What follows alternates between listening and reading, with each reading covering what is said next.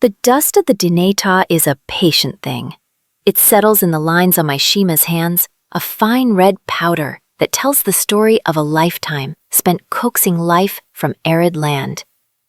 It coats the rusted hood of my late Shige's pickup truck, a silent testament to dreams deferred and journeys cut short.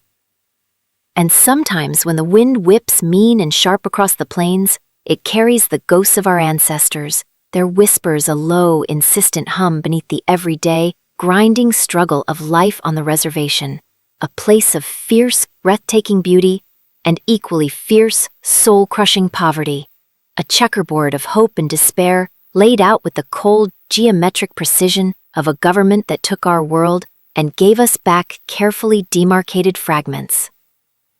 My name is Kaelen Begay. I'm 22, and for as long as I can remember, the horizon has been both a promise and a prison. It stretches wide and endless under the vast, indifferent turquoise sky, a constant invitation to a world beyond. But it always seems to lead back, inexorably to the same hard, unyielding realities. Not enough rain for the corn, not enough jobs for our young people, not enough propane for the heater when winter bites with its sharp, merciless teeth. This story, though, doesn't start with the dust or the despair, not directly. It starts, improbably, with a mouse. A very determined, very destructive, and apparently historically significant little field mouse that decided my Shisani's, my paternal grandmother's, old, battered tin and wood trunk in the back of our drafty storage shed was prime real estate for a winter nest. Shisani passed into the spirit world when I was just a young girl, but her presence, her stubborn, resilient spirit, lingered in that trunk. It was a repository of her life, a chaotic, fragrant archive. Faded, sepia-tone photographs of solemn-faced ancestors, intricate, half-finished pieces of beadwork she was always meaning to complete, a worn sheepskin medicine bundle smelling faintly of sage and thyme, and stacks upon stacks of papers tied with brittle twine. Letters written in the beautiful flowing script of Diné that I could only partially decipher. Old, intimidating government documents that looked brittle enough to crumble into dust at a touch, and several thick ledgers filled with her elegant, spidery, and often indignant handwriting. Mostly we left it undisturbed, a sacred if somewhat cluttered and mouse-friendly family archive. But the mouse, it had no respect for archives. Shima, my mother, a woman whose patience had been worn smooth as a riverstone by a lifetime of hardship, discovered the tiny vandal's handiwork one blustery Saturday morning. "Kaelen!" she called, her voice tight with a mixture of profound exasperation and something else, something I couldn't quite place, a tremor of discovery? "Come help me with this. This is a real mess." The mess was a heartbreaking explosion of shredded historical documents, gnawed traditional fabric, and a liberal scattering of mouse droppings. Shima was already on her knees, carefully, almost reverently salvaging what she could, her usually stoic face grim with a quiet, simmering anger. As I helped her lift out brittle bundles of papers, one particularly thick, leather-bound ledger, more substantial and ornate than the others, slipped from a damaged sheaf of papers and fell to the dusty floor with a soft thud. Its cover was warped, stained with old water spots from some long-forgotten rainstorm, but the leather itself was still surprisingly supple. Tied around it with a faded sky-blue ribbon, a startling splash of color in the dim, gray light of the shed, was a small, folded piece of hide, astonishingly well-preserved. "I don't remember this one," Shima murmured, her brow furrowed in concentration as she gently, with fingers more accustomed to mending fences than handling delicate artifacts, untied the fragile ribbon. The hide, when carefully unfolded under the single bare light bulb of our kitchen, revealed a map. Not a printed modern map, but one drawn entirely by hand in faded, natural inks, the lines surprisingly precise and detailed. It depicted an area I didn't recognize, a landscape lush and green, with strange poetic names for landmarks: Sleeping Bear Mountain, Whispering Creek, Three Sisters Buttes. Beneath the map, in what we recognized as a much older script than Shisanese, were notes, annotations, a story. That evening, with the wind howling its mournful song outside our small government-issue house, Shima and I, along with my younger sister, Dolly, who at 16 was already more worldly and tech-savvy than I could ever hope to be, spread the map and the mysterious ledger on our worn kitchen table. The ledger, it turned out, was not just a simple account book. It was a journal, not just Shisanese, but her grandmother's before her and her mother's before that. Generations of strong, resilient Diné women, their lives, their joys, their profound sorrows, their fierce hopes, painstakingly, lovingly recorded in a flowing mixture of Diné bizad and a hesitant, carefully learned English. It was Dolly, her English more fluent and her mind sharper for narrative threads than ours, who pieced together the incredible, heartbreaking story that accompanied the hand-drawn map. It was a story that began in the mid-1800s, before the Haweldi, before the Long Walk, before our world as we knew it was shattered into a million pieces. It told of a family, our direct ancestors, who hadn't lived here in this arid, windswept corner of the Diné, but on a vast, fertile, almost mythically beautiful tract of land nestled in a verdant valley far to the south, a place now well off the designated reservation boundaries, a place of abundant, life-giving water, of rich, verdant grazing land for their sheep, and of sacred red rock canyons where the holy people, the Diné, were said to dwell. The map, we realized with a dawning, incredulous, heart-stopping awe, depicted this ancestral homeland, our stolen paradise. The journal entries, written in a strong, clear hand by my great-great-great-grandmother Kaelen Begay, described this land with a poet's love and a pragmatist's appreciation. She wrote of the crimson sky at dusk that sets fire to the mountains, of the river that sings like 1,000 small birds in the morning, of the earth that gives so freely of its bounty, asking only for respect in return. Then, inevitably, the entries darkened, the tone shifting from lyrical joy to a growing, gnawing anxiety. They spoke of the Bilagaana, the white settlers, arriving like a slow, inexorable, muddy tide, their wagons carving ugly scars into the sacred land. They spoke of encroachment, of broken promises, of cattle, the settlers' spotted buffalo, being deliberately driven onto their cornfields, of fences, those alien instruments of possession, suddenly appearing where none had stood before. And then, the entry that made the breath catch in all our throats, an entry that felt like a punch to the gut across the chasm of 150 years. It was dated 1868, just after the signing of the Treaty of Bosque Redondo, the treaty that established our current, much smaller reservation.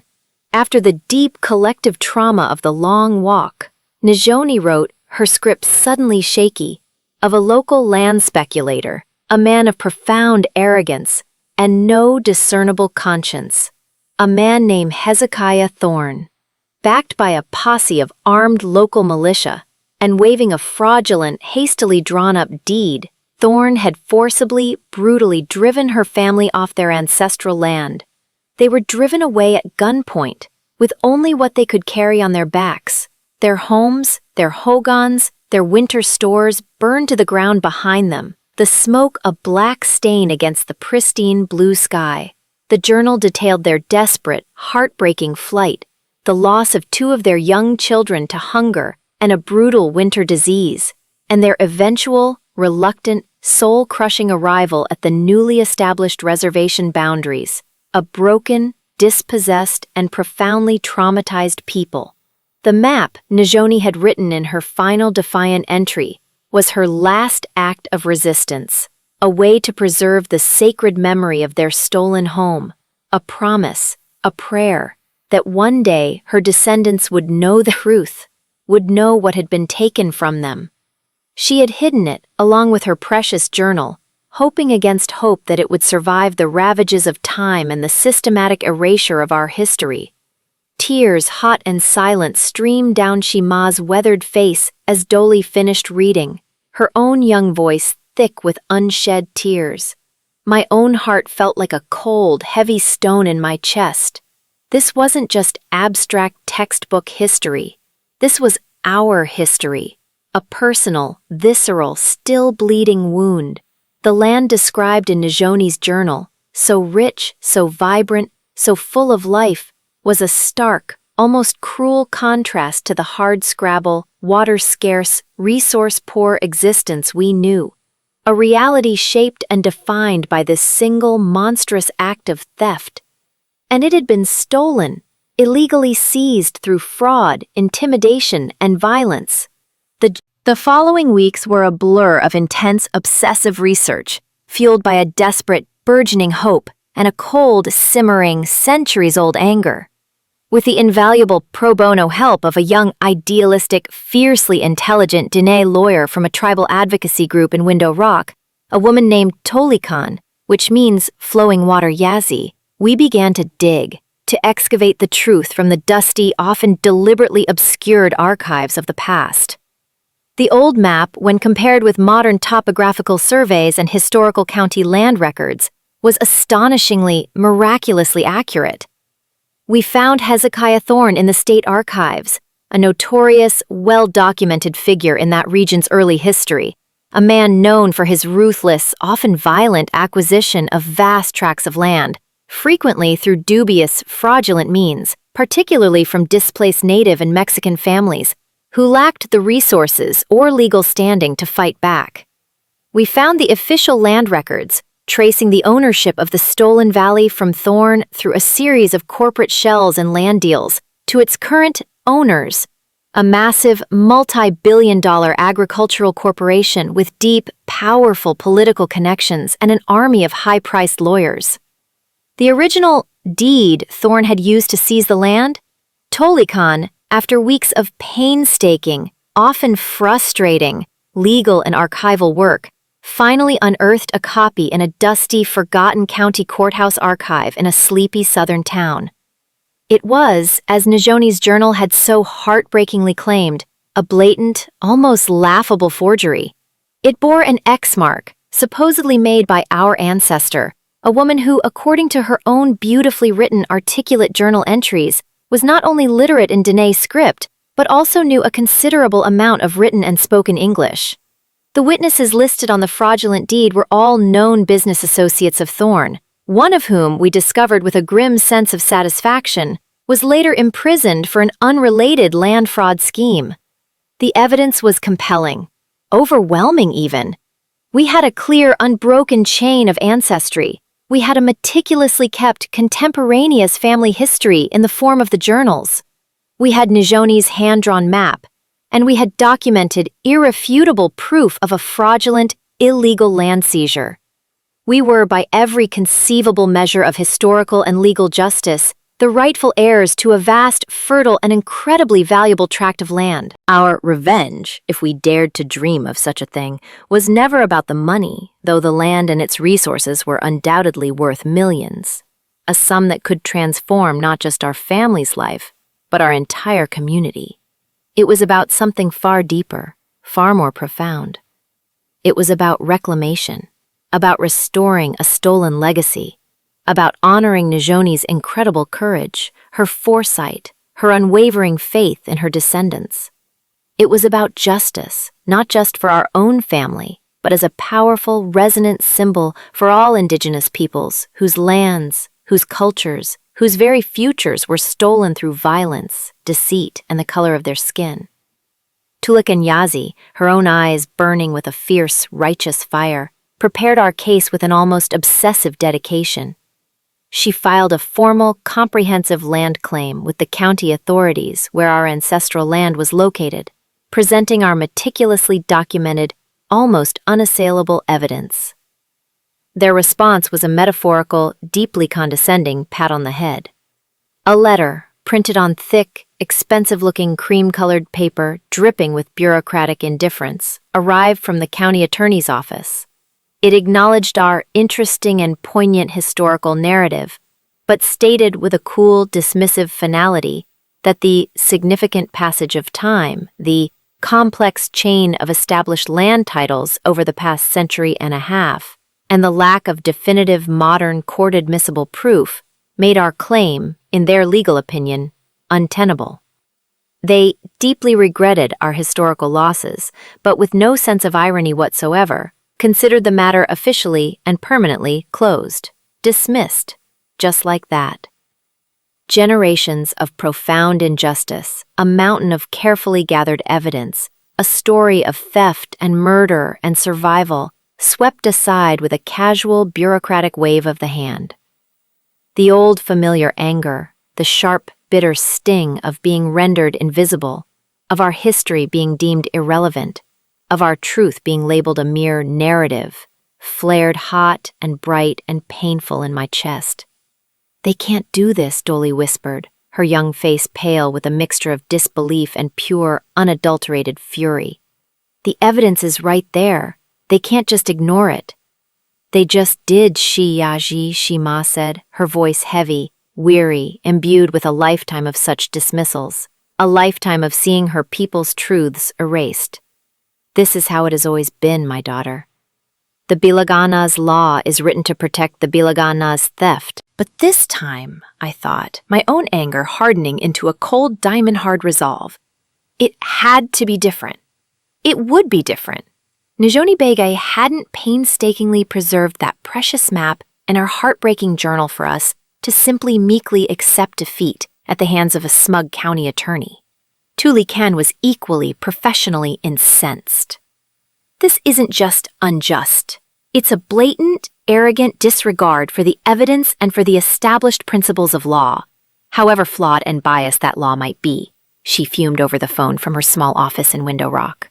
They're banking on us not having the resources, the connections, or the political will to fight a prolonged, prohibitively expensive legal battle against them, their powerful county allies and the multi-billion-dollar corporation that owns the land now.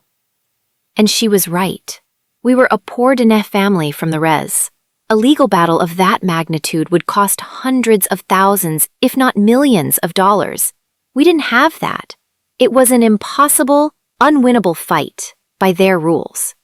That evening, as I sat staring at Kaelen's beautiful, defiant map, its faded, hopeful lines a testament to a stolen, verdant dream, an idea born of sheer desperation, righteous anger, and the inescapable realities of the modern age, began to form in my mind.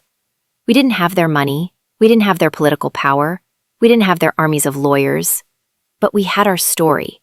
We had the undeniable truth. And we had access to a powerful democratizing tool they hadn't fully accounted for in their cynical calculations: the internet. I wasn't a tech whiz like some of the young, savvy activists I'd seen at protests and community meetings, but my sister Dolly was. She lived on her phone, on social media. She understood its power, its reach, its ability to bypass traditional, often hostile gatekeepers. "Dolly," I said, my voice quiet, but filled with a new strange excitement. "What if we took our story directly to the people? All the people. What if we made a video?" The plan, once conceived, came together with a swift, almost fated intensity. We weren't professional filmmakers, but we were storytellers. It was in our blood, in our bones. Shima, her initial weariness replaced by a rekindled, fierce spark of her own mother's defiance, agreed, her voice thick with emotion, to share Kaelen's story on camera, reading key passages from the precious journal in both her beautiful, melodic Diné Bazad and in English. Dolly, with a surprising, almost preternatural talent for visual storytelling, handled the camera on her smartphone, filming the faded, intricate map, the stark, fraudulent deed with its forged X, the sun-bleached, hard-worn beauty of our current home, starkly contrasted with the imagined, lyrical richness of our stolen ancestral lands. Tuli Khan Yazi, via a video call, provided a clear, concise, and devastatingly effective legal explanation of the documented fraud and the county's arrogant, legally questionable dismissal of our claim. I spoke last, not as a victim pleading for sympathy, but as a proud Diné woman, a descendant demanding justice, linking our family's specific, documented injustice to the broader shared history of land theft from indigenous nations across the entirety of Turtle Island. We kept it simple, raw, and relentlessly unapologetically honest. No fancy graphics, no dramatic emotionally manipulative music, just our faces, our voices, our truth, and the undeniable, tangible evidence of Kaelen Begay's map and her heartbreaking, beautifully written journal. Dolly edited it on her school-issued laptop, carefully adding clear, legible English subtitles for Shima's powerful Diné words. She chose a title that was both simple and profound: The Stolen Valley, a Diné family's fight for justice. And then, with a whispered prayer to the ancestors and a single decisive click of a mouse, she uploaded it to YouTube, to Facebook, to Twitter, to Instagram, to TikTok, to every corner of the digital world she could reach. We shared it with everyone we knew, with every indigenous advocacy group, every sympathetic environmental blogger, every alternative news site we could find. We used hashtags that were both specific and universal. Hashtag stolen land, hashtag Diné justice, hashtag honor the treaties, hashtag land back, hashtag Begay family claim, hashtag Hezekiah Thorne, hashtag justice for Kaelen. For the first 24 hours, there was not much more than a digital ripple. A few hundred views, mostly from friends, family, and our immediate community. My heart, which had been soaring with hope, sank a little. Had we been naive? Had we overestimated the world's capacity to care about one more story of historical injustice against Native people?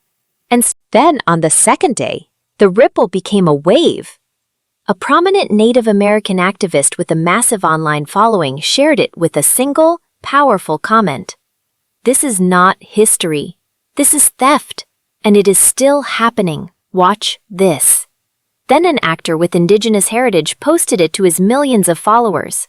Suddenly, the view count began to climb with a breathtaking, almost terrifying velocity. Thousands, then tens of thousands, then hundreds of thousands, then millions. The comments poured in, a global deluge of outrage, of solidarity, of offers of help. People from all over the world, from Berlin to Brazil, from Tokyo to Toronto, were hearing Kaelen's story, seeing my Shima's tear-streaked, resilient face, feeling our family's intergenerational pain, and recognizing our quiet, unwavering determination. The local news in the southern county where our ancestral land was located, the same news that had never once cared about our poverty, our lack of resources, or our struggles on the reservation, suddenly, predictably, couldn't ignore us. They ran a story, cautiously at first, framing it as a dispute, then with more urgency as the video became a national and then international topic of conversation. National news outlets, initially slow to react, picked it up. The reporters suddenly scrambling to get a handle on a story that was already being defined, not by them, but by the people. The Stolen Valley video was everywhere. The county attorney's office, the one that had so arrogantly, so confidently dismissed us as a minor, insignificant annoyance, suddenly found itself in the uncomfortable, scorching glare of a national and then global spotlight. Their official Facebook page was flooded with thousands upon thousands of angry, articulate comments.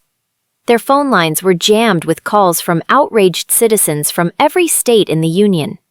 The multi-billion-dollar corporation that currently owned our land issued a panicked, defensive statement, clumsily trying to distance themselves from Hezekiah Thorne's regrettable historical actions, while simultaneously, belligerently, reaffirming their unassailable legal title to the land. It sounded hollow, defensive, and deeply, profoundly guilty. This was the modern form of warfare, the revenge of the digital age, not with weapons of steel, but with the undeniable, amplified power of truth. We had bypassed their locked courthouse doors, their dismissive jargon-filled letters, their insurmountable legal and financial barricades. We had taken our case directly to the court of global public opinion, and that court was rendering its verdict, loud and clear, and in no uncertain terms. The pressure from all sides became immense, unrelenting. prominent high-powered legal foundations specializing in indigenous rights and land claims offered Tuiken their full pro bono support, their vast resources, their teams of expert lawyers. Renowned historians and land title experts from major universities came forward, publishing articles and giving interviews that corroborated our evidence and demolished the county's flimsy legal arguments. Even a few local politicians in that southern county, sensing a seismic shift in the public mood, and perhaps an opportunity to be on the right side of history, began to publicly call for a thorough, transparent, and immediate review of our family's claim. The county attorney, his flustered, sweaty face now a familiar, almost pathetic image of beleaguered, out-of-his-depth officialdom on nightly news clips, was forced by a combination of public pressure and a direct order from the state's attorney general to officially reopen the case. This time, they couldn't just brush it aside with a dismissive letter. The world, quite literally, was watching. The legal battle that followed was, as Tuiken had predicted, long, arduous, and mind-numbingly complex. The corporation fought us every single step of the way, with their seemingly endless army of high-priced, slick corporate lawyers. There were motions and counter-motions, appeals and counter-appeals, strategic delays and frustrating legal maneuvers designed to exhaust our resources and our resolve. There were moments when our collective hope faltered, when the sheer grinding weight of the legal system, a system so clearly designed to protect entrenched power and wealth, seemed destined to crush us. But Najoni's beautiful, defiant map, her heartbreaking, powerful journal, and the viral, enduring power of our story kept us going. Small donations continued to trickle in from ordinary, compassionate people all over the world who had been moved by our plight, helping to cover some of our incidental legal and travel costs. Small gestures of solidarity that meant the world to us. Our Diné community and the wider intertribal community rallied around us, holding prayer vigils, organizing support events, reminding us that we were not alone in this fight. We were no longer just one struggling Diné family from a forgotten corner of the res. We had, almost accidentally, become a symbol of a much larger, much older, and deeply vital fight for justice and reclamation. I won't lie and say it was a simple, triumphant Hollywood ending. The wheels of American justice, especially when grinding against the deeply ingrained injustices of its own history, turn excruciatingly, painfully slowly. We didn't immediately get the entire vast valley back. The legal concept of adverse possession and the almost impossibly complex chain of subsequent land sales and subdivisions over the course of 150 years made a complete physical restitution a near impossibility without a specific, unprecedented act of Congress or a landmark, paradigm-shifting Supreme Court ruling. But we did, after years of grueling litigation, fueled by unwavering public support and the undeniable, irrefutable strength of our meticulously preserved historical evidence, achieve a significant, historic, and profoundly meaningful victory. A landmark settlement was reached. It wasn't everything our ancestor Najoni had lost, not by a long shot, but it was substantial, and it was real.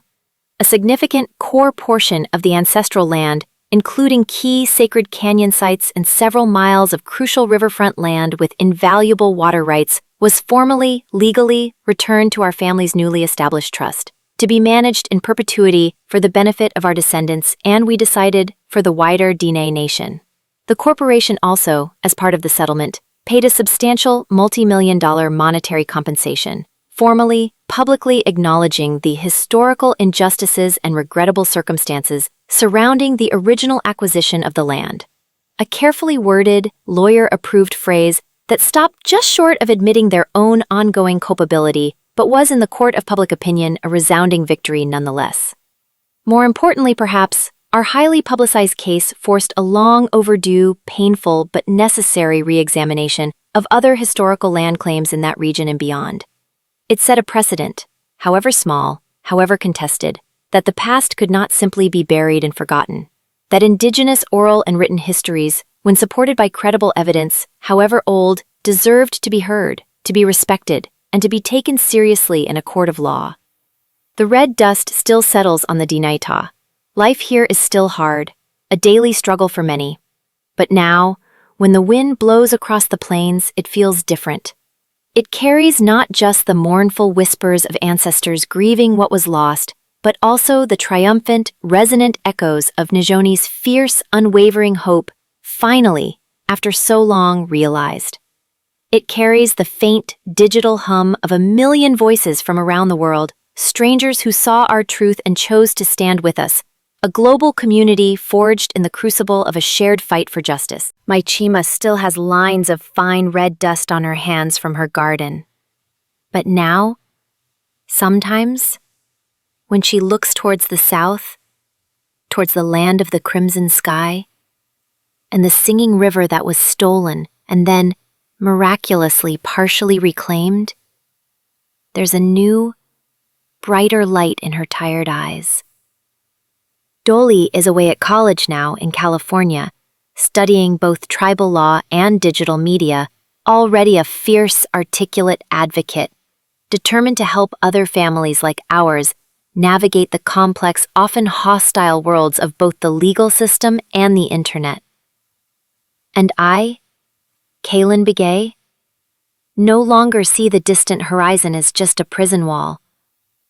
It's still a challenge, yes, a daily reminder of the vast distances, both literal and metaphorical, that still exist between our world and theirs.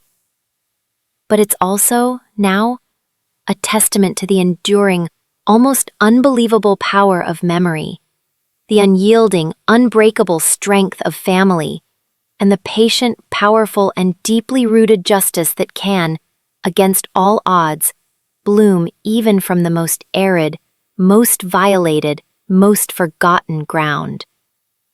Especially when the truth, like a dormant, sacred seed, is finally, forcefully, given a chance to find the sun.